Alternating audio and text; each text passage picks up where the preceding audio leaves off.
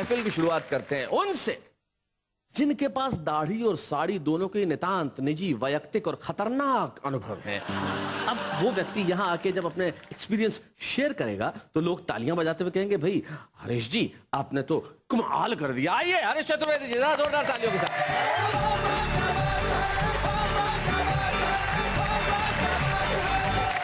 साड़ी और दाढ़ी के विषय में मैंने कुछ रिसर्च की। रिसर्च किया है? हाँ, मैं कर सकता हूँ, आगरा से आया हूँ। एक हमारा जैसा कवि था, एक औरत जा रही थी, बहुत सुंदर साड़ी थी, उसमें हवाई जहाज बने हुए थे, एक कितने सारे हवाई जहाज बने हुए थे, वो गौर से देख रहा था। तो औरत को बड़ा गुस्सा आया। बोले आप क्या देख रहे हैं, आपने कभी औरत नहीं देखी? बोले देखी है। फिर आपने क्या साड़ी नहीं देखी? बोले साड़ी भी देखी है। तो क्या आपने हवाई जहाज नहीं देखे? वो भी देखे, लेकिन इतना बड़ा हवाई अड्डा नहीं देखा।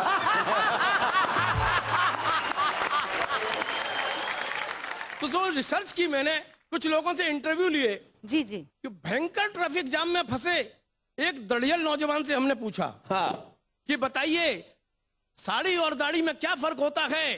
नौजवान बोला कि हम तो धूप में, बरसात में 4 दिन से ट्रैफिक जाम में फंसे हैं, आप कौन कमबख्त हैं जो इस भीड़ में इंटरव्यू लेने घुसे हैं। अरे हम तो अपनी प्रेमिका को पटाने, उसको साड़ी दिलाने के लिए चले थे। शायद उसकी नजरों में उस समय हम देवों को देव थे, लेकिन इस ट्रैफिक जाम ने हमें भूत बना दिया है। जिस समय हम घर से निकले थे हम भी क्लीन शेव थे।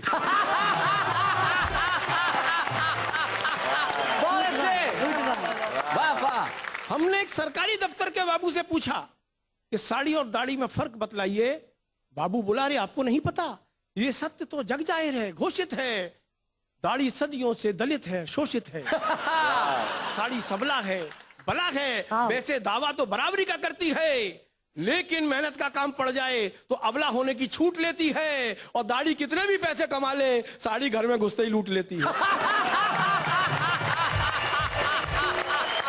बहुत अच्छे। इसलिए भाई हमें इस पंगे में मत फंसाइए। हम तो घर में एक ही से दुखी हैं, यहाँ तो 4-4 हैं। घर में तो एक ही हमारा खून पी रही है, यहाँ तो 4-4 हैं। और 5वीं का जिक्र मैं नहीं करूंगा, क्योंकि आप ही की बगिया है शैलेश जी, आप ही माली हैं, और 5वीं हत्या तो आपने ही संभाली है। मैं सिर्फ जवाब के तौर पर आपको 4 पंक्तियों के जरिए एक छोटी सी बात बताना चाहती हूँ, आप तक पहुंचे कि जब जवानी कोई मचलती है, जब जवानी कोई मचलती है, जान बुढ़ों की बहुत जलती है। बात करते हैं आशिकी की ये, जिनकी गर्दन नहीं संभलती है। मित्रों, ये बहस तो चलती रहेगी। एक सिचुएशन कविता आपके बीच में पढ़ना चाहता हूँ जी। एक राजा के जमाने में आपको लिए चलता हूँ। वो राजा इतना ज्यादा कविता प्रेमी है कि उसके राज्य में जो भी बात कही जाएगी कविता में कही जाएगी। अच्छा। गद्य में कोई बात नहीं कही जाएगी। तो स्वाभाविक है उसके दरबार में जो भी लोग हैं वो सब कवि हैं। उस राजा के महल में आग लग जाती है। अच्छा। राजा महल में पड़ा सो रहा है। राजा के महल में आग लगी और अलग अलग कवि जाके अपने अपने अंदाज में राजा को सूचना देंगे। जी। सबसे पहले भेज रहा हूँ अपने परमादरणीय स्वर्गीय काका हाथरसी को। उनकी शैली, उनके शिल्प से आप परिचित हैं जी। कि राजा जी सुनियो जरा बड़े हमारे भाग्य, आज तुम्हारे महल में लगी जोर की आग। लगी जोर की आग। और लगी जोर की आग, त्रस्त है सब नर नारी, अस्त व्यस्त है आंगन खिड़की अटारी। तो कह काका कबीरा टका 1100 लेंगे, हमने ही लगवाई है, हम बुझवा देंगे। आदरणीय संतोषानंद जी बहुत बड़े फिल्मी गीतकार हैं जी। उनका फिल्म क्रांति का एक गीत बहुत हिट हुआ, जिंदगी की न टूटे लड़ी, प्यार कर ले। इसी शो में वो सुना के भी गए हैं। तो सुनिएगा, अगर उन जैसा कोमल गीतकार राजा से कहेगा कि तेरे महल में आग लगी, तुझे क्या करना चाहिए? जल रहा है महल भी तो क्या, ओहो हम कहेंगे हर एक मोड़ पर, दिल की दुनिया बसाएंगे हम, तुझको जलता हुआ छोड़कर। तू लंबे चौड़े खजाने को छोड़ो, दे तू अपने जूते घड़ी घड़ी। प्यार करने की किसको पड़ी, प्यार करने की किसको पड़ी। मित्रों, इसी क्रम में बहुत प्रसिद्ध गीतकार हैं देश के, पद्म विभूषण श्री गोपाल दास जी नीरज, वो भी इस शो में आए। हाँ, उनका बहुत प्रसिद्ध गीत है, आदमी को आदमी बनाने के लिए जिंदगी में प्यार की कहानी चाहिए और कहने के लिए कहानी प्यार की स्याही नहीं, आंखों वाला पानी चाहिए। सुनिएगा उन्हीं की शैली, उनका शिल, 2 पंक्तियों में देखिए।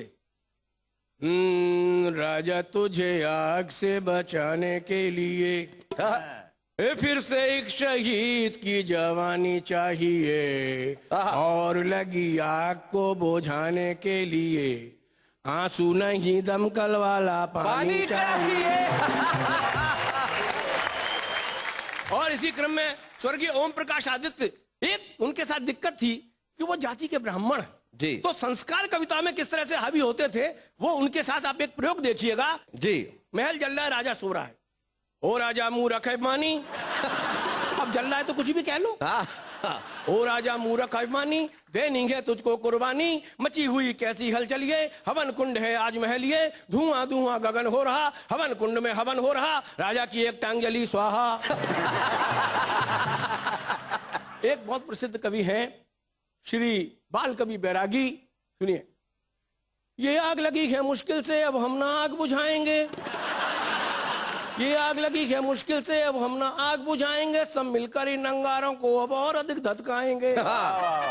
तो राजा ही जहां पर सोता हो, क्या बात है, सूरज सोआ रोता हो, उन महलों का क्या करना है, उनमें तो लावा भरना है। क्या बात, लेके आग हाथों में, ये मशाल हाथों में, जला दो महलों और मकानों को, राजा की नींद उड़ानी ही होगी, अरे जगना ही होगा जवानों, अरे जगना ही होगा जवानों। और अंत में मैं शैलेश भाई का मैंने कोशिश की है, आप जिस शैलेश को देखते हैं मैं उस शैलेश की बात नहीं कर रहा हूं, जिस शैलेश को मैं जानता हूं वो बात कर रहा हूं। हो जाए।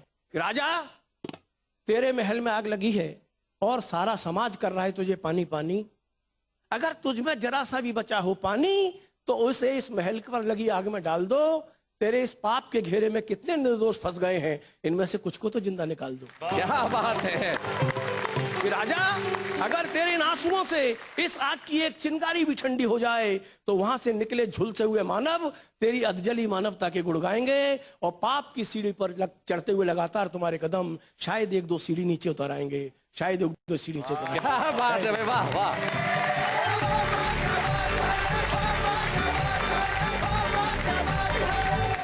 भाई बहुत बढ़िया हरीश चतुर्वेदी जी, आपने कमाल किया, दाढ़ी साड़ी के जो फर्क बताया।